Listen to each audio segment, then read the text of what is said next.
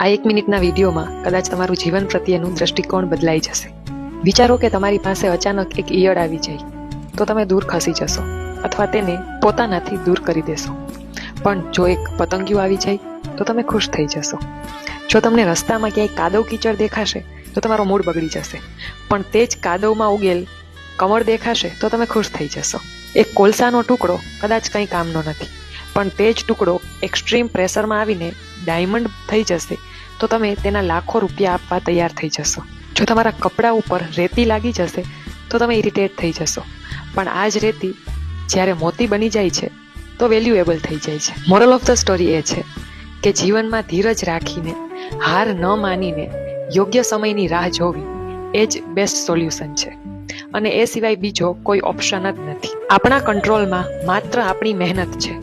Result તો આપણને યોગ્ય સમય આવશે ત્યારે જ મળવાનું છે. માટે લાઈફમાં આવતા દરેક નેગેટિવ પોઈન્ટ અને નેગેટિવ કન્ડિશન્સને પણ આપણે સકારાત્મક દ્રષ્ટિકોણથી લેવું જોઈએ.